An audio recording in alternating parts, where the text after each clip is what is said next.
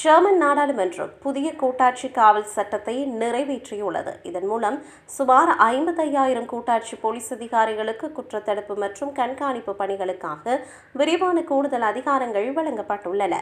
இந்த சட்டத்தின் முக்கிய அம்சமாக ஆபத்தான காலங்களில் பொது இடங்களில் நேரடி முக அங்கீகார தொழில்நுட்பத்தை பயன்படுத்த அதிகாரிகளுக்கு அனுமதி வழங்கப்பட்டுள்ளது. கடத்தப்பட்ட நபர்களை கண்டறிதல் போன்ற அவசர காலங்களில் மட்டுமே இது பயன்படுத்தப்படும் என்று தெரிவிக்கப்பட்டுள்ளது.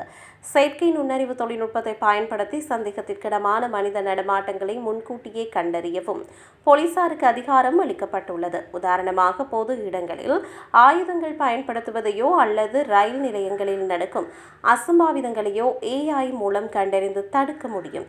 மேலும் பயங்கரவாதம் மற்றும் ஆட்கடத்தலை ஒடுக்க தொலைபேசி உரையாடல்களை கண்காணித்தல், சிம் அட்டைகள் கண்டறிதல் போன்ற டிஜிட்டல் கண்காணிப்பு அதிகாரங்களும் வலுப்படுத்தப்பட்டுள்ளன. இது போதைப்பொருள் மற்றும் தீவிரவாத தடுப்பு நடவடிக்கைகளுக்கு பெரிதும் உதவும் என்று எதிர்பார்க்கப்படுகிறது. இந்த சட்டத்தின் கீழ் ரயில் நிலையங்கள் போன்ற பகுதிகளில் ஆயுதங்கள் மற்றும் கத்தியில்லாத மண்டலங்களை உருவாக்கி அங்கு சந்தேகத்திற்கு இடமின்றி நபர்களை சோதனையிட போலீசாருக்கு அதிகாரம் வழங்கப்பட்டுள்ளது. மேலும் ட்ரோன்களை கண்காணிப்பதற்கும் அவற்றை இடைமறித்து செயலிழக்க செய்வதற்கும் புதிய தொழில்நுட்பங்களை பயன்படுத்தலாம்.